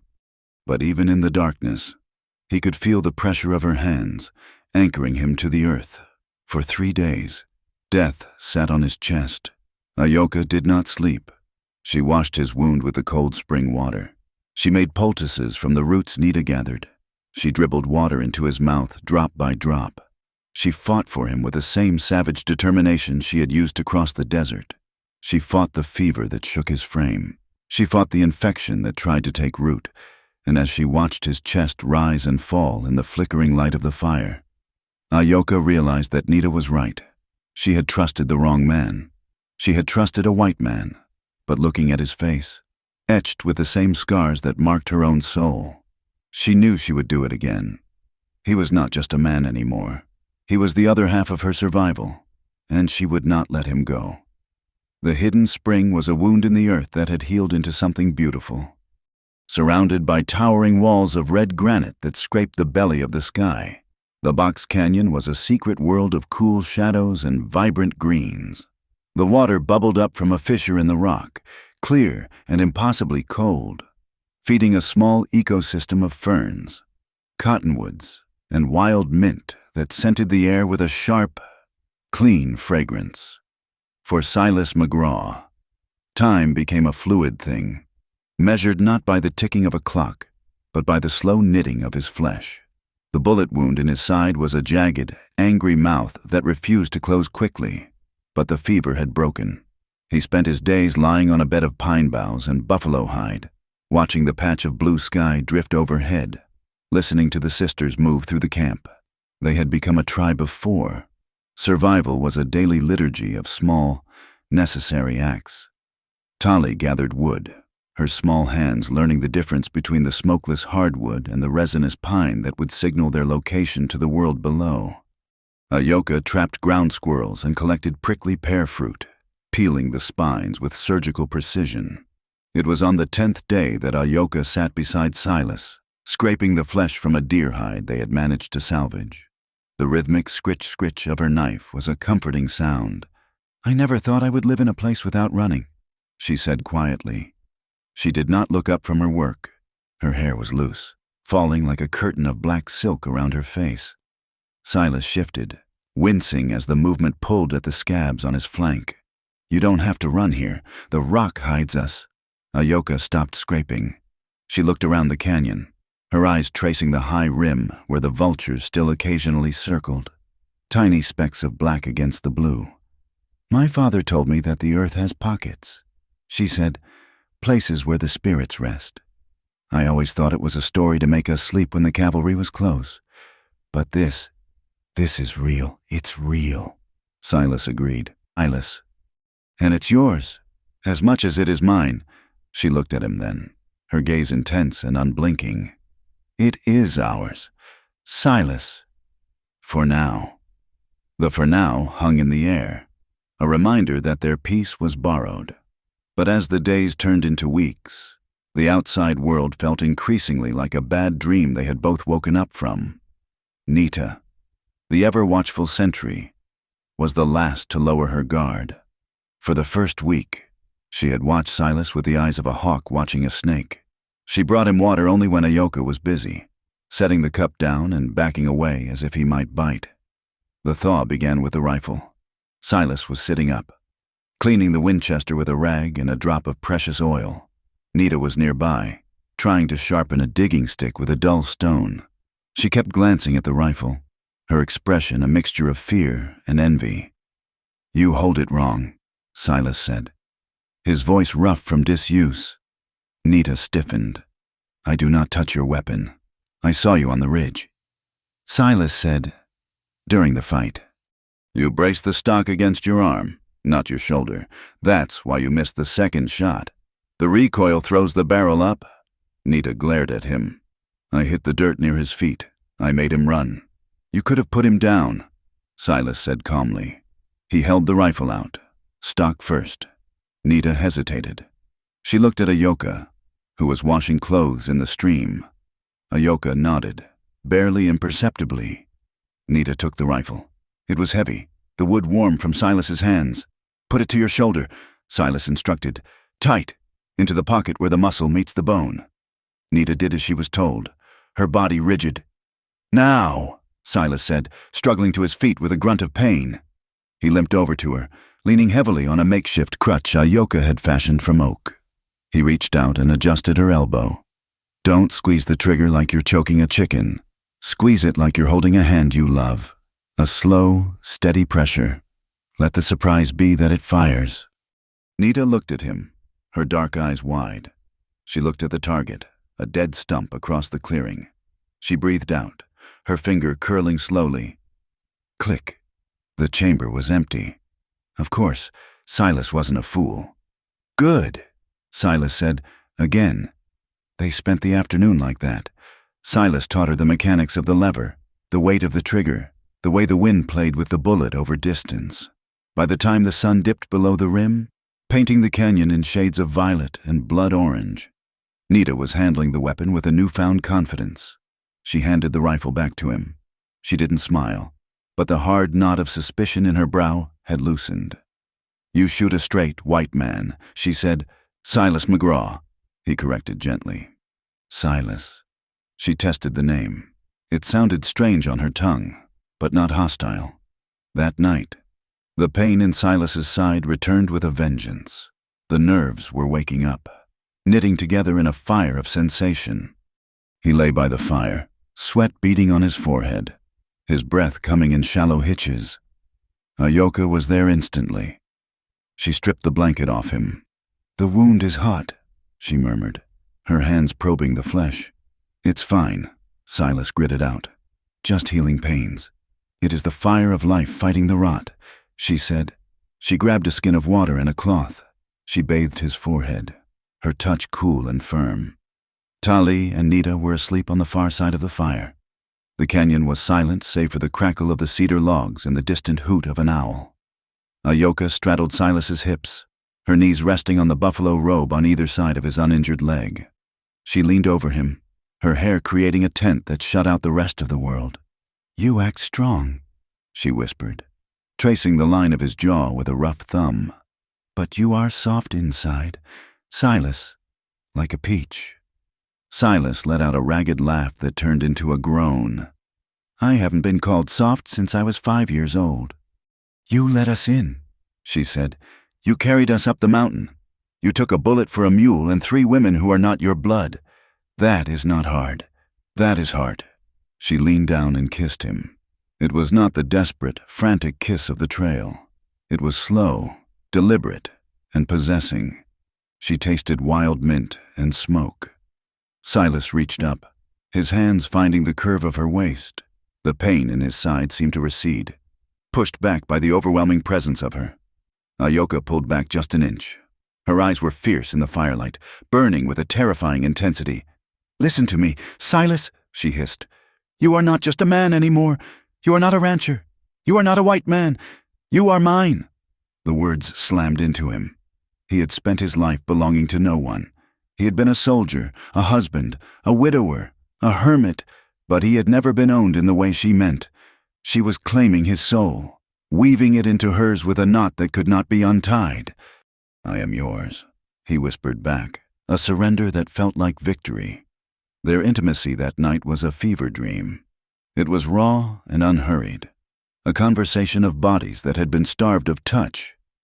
Ayoka moved with a wild grace, her movements driven by a need to prove that they were both still alive, that the death hunting them had not won yet. Silas, limited by his injury, gave himself over to her, letting her anchor him to the earth. When she finally collapsed against his chest, her heart hammering against his ribs, Silas knew that he would burn the whole world down before he let anyone take her from him, but the world was already striking a match. 3 days later, the sanctuary was breached. It was late morning. Silas was hobbling near the pool, testing his weight without the crutch. Tali was humming a tune, playing with stones in the shallow water. A rock clattered down the scree slope near the entrance of the canyon. Silas froze. He signaled Tali with a sharp hand motion. The girl scrambled behind the oak tree without a sound. Silas moved toward his rifle, which leaned against a rock 10 feet away. He didn't make it. "Hold it right there, McGraw!" A voice echoed off the canyon walls. Silas stopped. He slowly raised his hands. He turned. Standing at the narrow entrance to the box canyon were 3 men. They were not the ragged bandits from the trail. These men wore long dusters and flat-brimmed hats. They held Winchester repeaters with the casual ease of professionals. The man in the center stepped forward. He had a face like dried leather and a mustache that drooped over a cruel mouth. Silas recognized him. It was Kearney, the best tracker in the territory.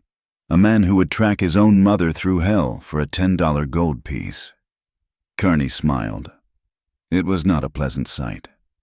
"You're a hard man to find, Silas." Even with a trail of blood, a blind man could follow. Silas kept his face impassive. "I wasn't trying to be found, Kearney." "Clearly," Kearney said, his eyes scanning the camp. He saw the drying meat. He saw the women's clothes hanging on a bush. Well, Kearney drew. The rumors were true. Old Silas McGraw, the hermit of the Badlands, keeping a harem of squaws. Silas felt the rage ignite in his gut, white-hot and dangerous. He forced it down. He needed to think. He was unarmed. Ayoka and Nita were gone, gathering roots on the upper ridge. They would be watching. "Get off my land." "Kearney," Silas said, "this ain't your land." "Silas," Kearney laughed, "this is God's country, and right now, I'm holding the deed." He stepped closer. The other two men fanning out. "We got a problem." "Silas," Kearney said, lowering his rifle slightly. "See, the town council wants you. Harboring hostiles. Treason, they call it. But mostly, they want the women. Governor's offering $50 a head for captured Apache." Silas didn't blink. $50 is a lot of whiskey. "Kearney, it is," Kearney agreed. "But bringing you in, that's a hassle. You're heavy, and you're wounded." He gestured to the bloody bandage visible under Silas's shirt. "So here's the deal," Kearney said. He spat on the ground. "You walk away. Right now. You go down that pass. You find a hole in Mexico, and you never come back. We take the women. We take the girl. Everybody gets what they want." Silas looked at Kearney. He looked at the other two men. He calculated the distance to his rifle. Too far. He calculated the odds. 0. He needed time. He needed to get Kearney closer. He needed to draw them into the open so Nita, who he prayed was up on that ridge, could get a clean shot. Silas let his shoulders slump. He let the pain show on his face. He looked like a broken man. "You promise I walk?" Silas asked, his voice trembling slightly. "No bullets in the back?" Kearney grinned, a predator sensing weakness. "I'm a businessman. Silas, you give up the livestock, you keep your skin." Silas looked down at the ground. He dragged his boot through the dust. "I'm tired." "Kearney," Silas said softly, "I'm so damn tired of running." He looked up. $50 a head? Silas asked. "That's the rate. And I walk free. Free as a bird." Silas took a deep breath. He needed to sell it. He needed to make Kearney believe he was the selfish, cowardly rancher everyone thought he was. "Fine," Silas said, his voice carrying to the rim of the canyon. "Take them. I'm done with it. Just let me get my saddlebags." Kearney laughed, a harsh, barking sound. Smart man. But on the ridge above, hidden in the dense manzanita, Ayoka heard him. She didn't see the subtle twitch of Silas's hand behind his back, signaling wait. She didn't see the way his muscles were coiled, ready to spring. She only heard the words, "Take them. I'm done with it." The betrayal hit her with the force of a physical blow. It cut through the love, through the trust, through the nights they had spent wrapped in each other's arms. It confirmed the darkest fear that had lived in her blood since birth, that to a white man, she was nothing more than currency, a problem to be solved, a creature to be sold. She didn't think so. The rage was too blinding. The heartbreak was too absolute. She stood up from her cover. Nita reached for her, but Ayoka was gone. She didn't shoot. She didn't scream. She turned and ran. She ran away from the canyon, away from the spring, away from the man who had just sold her life for a chance to run to Mexico. She ran toward the high cliffs that dropped away into the abyss of the canyon floor below. Down in the camp. Silas heard the rocks clatter above. He saw Kearney's eyes flick upward. "Now!" Silas roared. He didn't go for his rifle. He dove at Kearney. The move was so unexpected that Kearney didn't fire until it was too late. The bullet went wild, pinging off the rock wall. Silas slammed into Kearney, driving his shoulder into the man's gut. They hit the dirt in a tangle of limbs and dust. On the ridge, Nita opened fire. Her first shot took the hat off the second gunman. He scrambled for cover. The third man fired blindly at the ridge. Silas ignored the pain tearing his side apart. He pounded his fist into Kearney's face. Once. Twice. Kearney fumbled for his pistol. Silas grabbed his wrist and twisted it with a sickening crunch. The gun dropped. Silas rolled, snatching the pistol from the dust.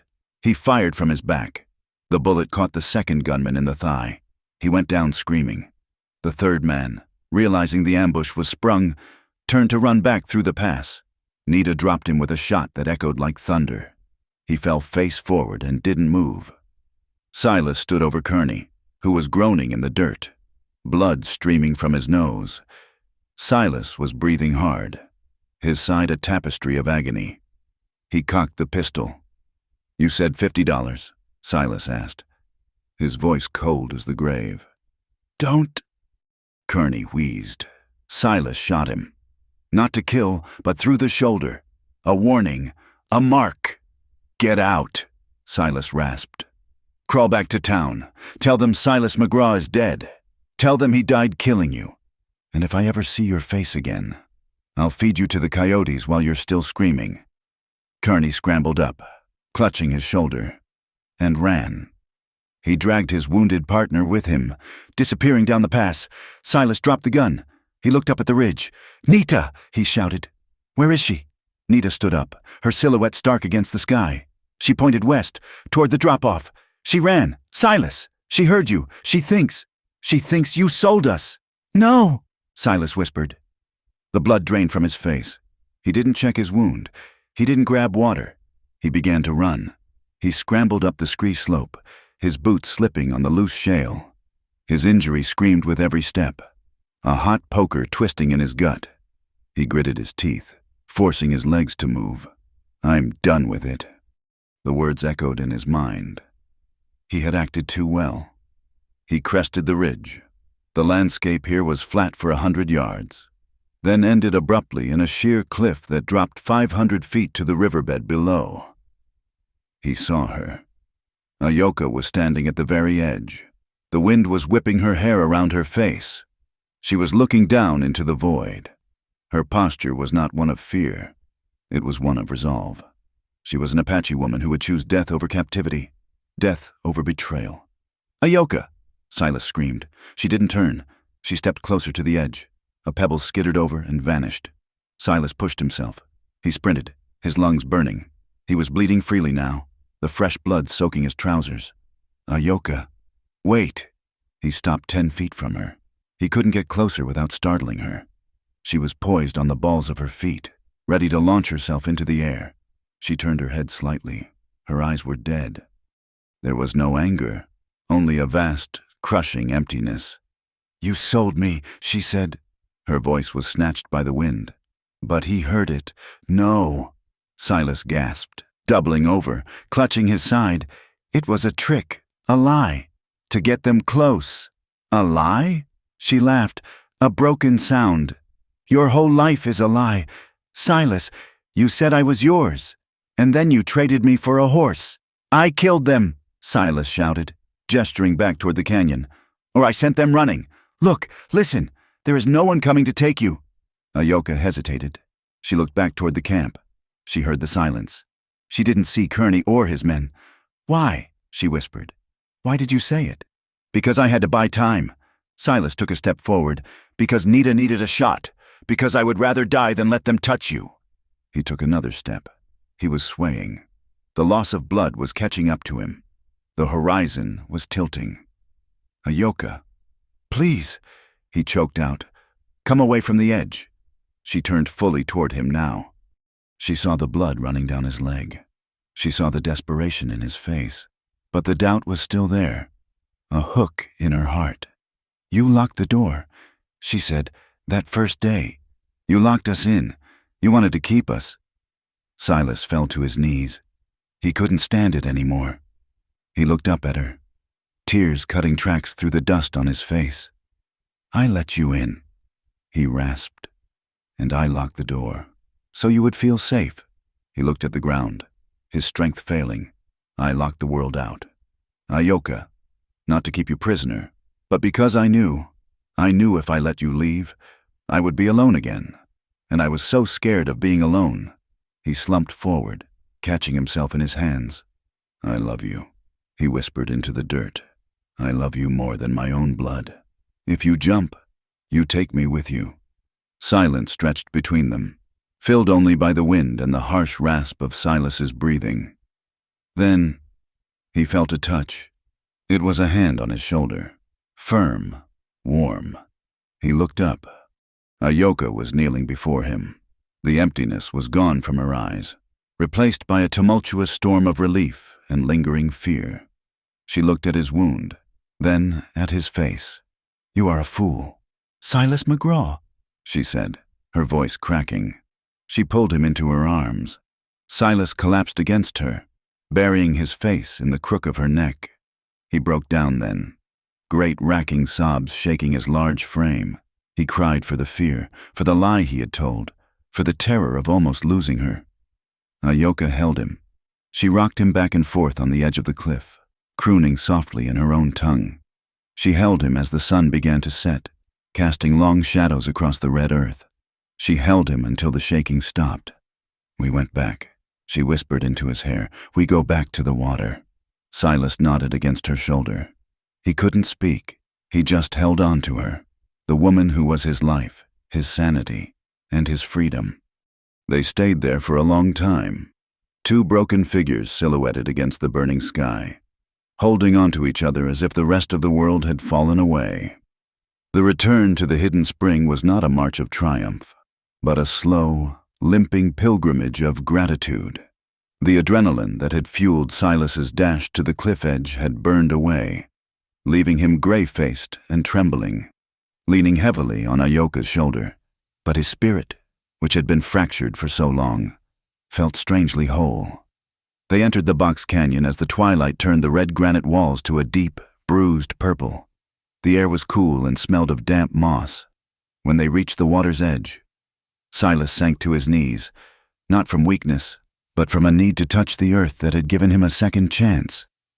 We build here, Silas said, his voice rasping. We stop running here.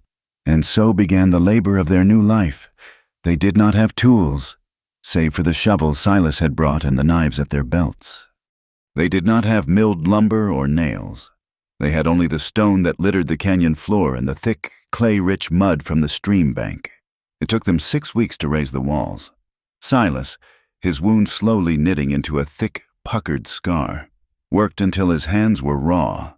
He hauled the heavy stones, selecting them for their shape and heft, fitting them together like a puzzle. Ayoka mixed the mortar, stomping the mud and dry grass with her bare feet until it was a sticky, binding paste. Tali, her fear slowly eroding in the safety of the canyon, gathered smaller stones to fill the chinks. Even Nita, who had spent the first week patrolling the rim with the rifle, eventually came down to help lift the lintel stone for the doorway. They built the shack against the canyon wall, using the living rock as the rear support.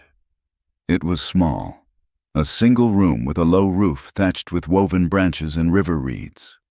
It was not the spacious ranch house Silas had left behind, nor was it the wickiup of Ayoka's people. It was something in between, a hybrid structure born of two worlds, forged in sweat and necessity. When the final reed was woven into the roof, they stood back to look at it. It was rough and ugly, a hump of brown stone against the cliff. But to Silas, it was the most beautiful thing he had ever seen. It was a fortress against loneliness. However, the world outside the canyon was not idle. Rumors in the Arizona territory traveled faster than the telegraph. Kearney, nursing a shattered shoulder and a bruised ego, had limped back to resurrection. He had not told the truth, that he had been beaten by a crippled rancher and 3 starving women. Instead, he spun a tale of a fortified stronghold, of Silas McGraw turning traitor, of a man who had gone feral and was leading a band of Apache witches who stole cattle and bewitched good Christian men. The stories grew with every telling in the saloons along Whiskey Row. Silas became a monster.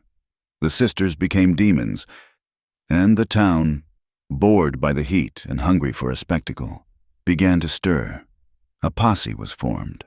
Not just hired guns this time, but a lawful body authorized by the sheriff, fueled by righteous indignation and the promise of seized land.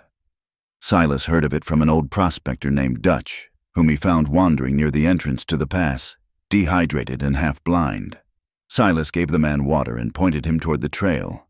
In return, the Dutch gave him the news. "They are coming." "Silas!" Dutch had wheezed, wiping water from his beard. "Sheriff Miller, Judge Ambrose is signing the warrants. They aim to hang you for a traitor and send the women to the reservation in chains." Silas returned to the canyon with a heavy heart. He told Ayoka that night as they sat by the fire. "We fight?" Ayoka asked, her hand instinctively going to the knife at her waist. "We have the high ground. We can hold the pass." "No," Silas said, staring into the flames. "If we fight, we prove them right. We become the savages they say we are. And eventually, they will bring a cannon, or they will starve us out. We cannot live our lives looking down the barrel of a rifle." "Then we run," Nita suggested from the shadows, "deeper into the mountains." "No running," Silas said firmly. He looked at Ayoka. "I promised you a place without running." He stood up. The firelight cast his shadow long and tall against the stone wall of their new home. "Tomorrow, we go to Resurrection." Ayoka stared at him. "You walk into the wolf's den?" "I walked into the law," Silas corrected. "I am a citizen. I own land. I have rights. I will not let them hunt me like a dog. I will look them in the eye." It was madness. Ayoka knew it. Nita knew it. But as they looked at Silas, they saw a resolve that was harder than the granite around them. They rode out at dawn. The mule carried Tali. Silas and Ayoka walked.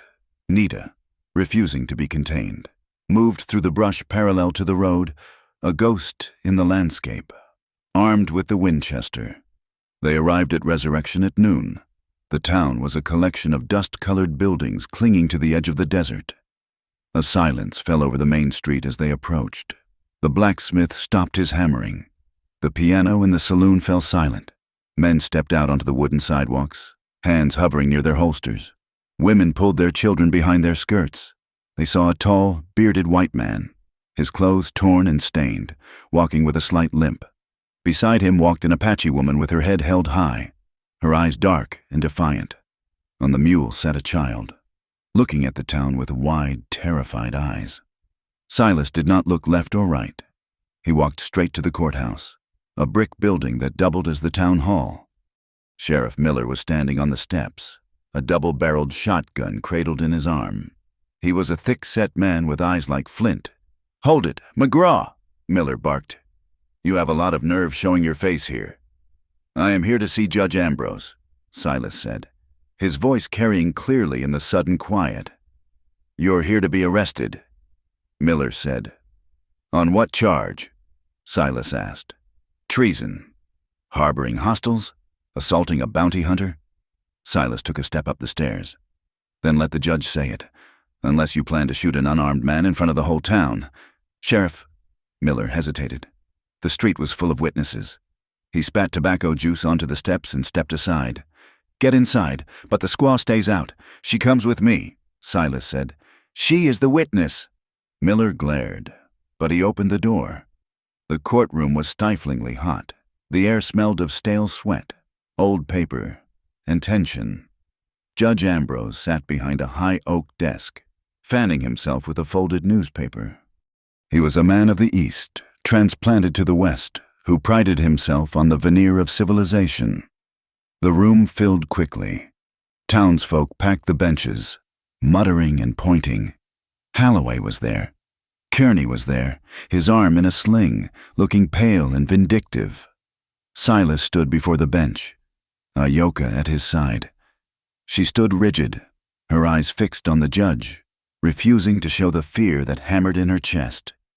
"Silas McGraw," Judge Ambrose said, looking over his spectacles. "I signed a warrant for you this morning. You saved me the trouble of the hunt. How do you plead?" "I plead for survival, Your Honor," Silas said. "That is not a legal plea," Ambrose said dryly. "It is the only one that matters," Silas replied. The courtroom murmured. Ambrose banged his gavel. Silence, Mr. McGraw. You are accused of harboring enemies of the state, of turning your back on your own kind. Silas looked around the room. He looked at Holloway, who avoided his gaze. He looked at Kearney, who sneered. My own kind? Silas asked quietly. Who is my kind? Judge. The men who raid and kill for sport? The men who sell scalps for whiskey money? He pointed at Kearney. This man came to my land. He tried to kill me. He tried to take these women to sell them like cattle. Is he my kind? Because if he is, I would rather be a wolf. Order! Ambrose shouted as the room erupted in shouts. Silas raised his voice. Cutting through the noise, I came to this territory 10 years ago. I built a ranch. I dug a well. I buried a wife and a child in this dirt. I paid my taxes. I lived by your laws. He turned to look at Ayoka. He reached out and took her hand. A gasp went through the room. A white man holding the hand of an Apache in open court was a scandal bordering on blasphemy. This woman came to my door dying of thirst, Silas said. She asked for water. Not whiskey, not gold, water. The Bible says if your enemy hungers, feed him. If he thirsts, give him drink. I let them in. And when the sandstorm came, Silas continued, his voice dropping to a rough timbre that vibrated in the stifling air. She didn't cut my throat. When the rattlesnake struck, she didn't let me die. When the fever took me, she didn't leave me to rot. She saved my life. He looked back at the judge. You call them savages, Silas said. But they are the only people in this God-forsaken territory who showed me mercy. I lost my farm. I lost my cattle. I have nothing left but the clothes on my back and the breath in my lungs. And I owe that breath to her. He squeezed Ayoka's hand. So if that is a crime, judge, then hang me. But do not call it justice. Call it what it is. Hate. The silence that followed was absolute. Even the flies seemed to stop buzzing. Silas's words hung in the air, uncomfortable and undeniable. He had held a mirror up to the town, and they did not like the reflection. You're a traitor, lover, a voice shouted from the back. A man stood up. It was a drifter, a friend of Kearney's. He pulled a heavy dragoon pistol from his belt. His face twisted in drunken rage. Traitor! He screamed, raising the gun, aiming at Silas's back. Ayoka saw it. She tended to shove Silas aside, but she was too slow. The click of a hammer being cocked echoed from the rear of the room near the open doors. Drop it, or you die. The voice was cold, female, and deadly calm. The drifter froze. Behind him, emerging from the shadows of the doorway, was Nita. She held the Winchester rifle steady, the barrel pressed firmly against the man's spine. She was dusty, fierce, and looked like an avenging angel. The man dropped the pistol. It clattered loudly on the floorboards. Nita kicked it away. She did not lower the rifle. Her eyes dared anyone else to move. Judge Ambrose looked at the scene. The armed Apache woman, the frozen gunman, the defiant couple. He rubbed his temples. He saw the mood of the crowd shifting. Silas's speech had touched something in the older settlers, the ones who remembered the harshness of the land and the value of a debt owed. Sheriff, Ambrose said wearily, disarm that man, and tell the young woman, gently, to lower her weapon. Miller moved in, grabbing the drifter. Nita lowered the rifle but did not surrender it. She backed up to stand near the door. A sentinel. Judge Ambrose looked at Silas. Mr. McGraw, Ambrose said, leaning back. The law is a rigid thing, but it is not blind to circumstance. There is no statute in this territory that explicitly forbids a man from sharing his roof with guests, assuming those guests have committed no proven crimes in this jurisdiction. He looked at Kearney. Mr. Kearney, unless you wish to confess to attempted kidnapping and extortion, I suggest you sit down and be quiet. Kearney slumped, his face red. However, Ambrose continued, his voice hardening, this town is a powder keg. Silas, you have lit a match. I cannot guarantee your safety, and I will not have a race war start on my courthouse steps. He picked up his gavel. Case dismissed. But hear me, McGraw, you leave this town, you take your family, and you go back to your rocks. If I see you in Resurrection again, I will lock you up for disturbing the peace. Do you understand?" "I understand," Silas said. He did not thank the judge. He nodded once, a sharp incline of his head. He turned to Ayoka. "Let's go home," he said. They walked out of the courthouse, past the silent, staring crowd. They walked down the main street, the sun beating down on them. They did not run. They walked with the slow, deliberate pace of free people. The journey back to the spring took 2 days. They moved without the fear that had dogged them for weeks. They were exiles. Yes, but they were exiles with a kingdom. When they finally squeezed through the narrow pass and entered the box canyon, the air felt different. It was no longer just a hiding place. It was a home. Life settled into a rhythm. The summer heat began to break, giving way to the golden light of autumn. The cottonwoods turned a brilliant yellow, their leaves shivering like gold coins in the breeze. Ayoka and Silas cleared a patch of ground near the overflow of the spring. The soil was dark and rich. They had traded the last of Silas's gold dust, a small pouch he had kept hidden in his boot, at a trading post miles from town for a bag of seed corn and squash. They planted together. Silas used the shovel to turn the earth, his movement slower now, favoring his side, but steady. Ayoka followed him, dropping the kernels into the furrows and covering them with her hands. "We planted deep," she told him. "The roots must find the water before the sun finds the leaves." "Like us," Silas said. Tali, who had once been a ghost of a child, had blossomed. She spent her days by the stream, building elaborate cities out of river stones. The sound of her humming, a drift of melody without words, became the soundtrack of the canyon. And Nita finally sat down. She stopped patrolling the rim every hour. She began to weave baskets from the river willow, her fingers finding a purpose other than the trigger of a gun. One evening, watching Tali chase a butterfly, Silas saw the corner of Nita's mouth quirk upward. It was a small thing, fleeting as a shadow, but it was a smile. The protector had finally laid down her burden, on a night when the moon was a sliver of bone in the sky. Silas and Ayoka sat by the fire outside their stone shack. The air was crisp, hinting at the winter to come. Silas smoked his pipe, the tobacco sweet and pungent. Ayoka leaned against him, her head on his shoulder, her hand resting on his knee where the scar from the mesquite thorn remained. They watched the sparks drift up toward the stars. "It will be cold soon," Ayoka murmured. "I'll chink the walls with clay tomorrow," Silas said. "Silas." "It will hold the heat." Ayoka turned her hand over, interlacing her fingers with his. The calluses on their palms rubbed together, a friction that felt like belonging. "We have corn in the ground," she said. "We have a roof. We have peace." Silas nodded. "It's a good life, better than I deserved." Ayoka sat up slightly, turning to look at his face in the firelight. The lines of grief that had defined him when they first met had softened. He looked younger, or perhaps just more alive. "Silas?"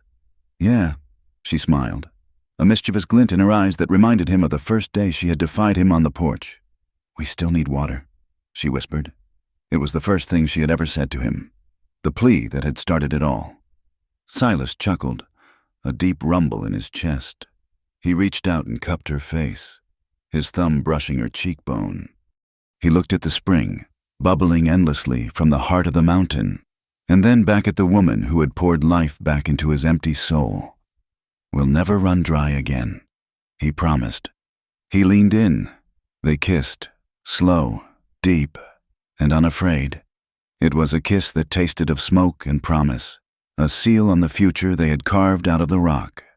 Above them, the wind sighed through the canyon, rushing over the rim and out across the vast, silent badlands. It no longer sounded like the moaning of ghosts. It sounded like freedom. Thank you for listening to this story. I hope the journey of Silas and the Apache sisters resonated with you. Writing their story was like walking through the dust of the old frontier, feeling the heat and the hope in equal measure. I would love to know where you are listening from. Please leave a comment below sharing your location. If you enjoyed this tale of survival and redemption, please consider subscribing to From Wild West for more stories buried in the sands of history. And finally, I invite you to share your thoughts in English. What did you think of Silas's choice? Did the ending bring you peace? I look forward to reading your words.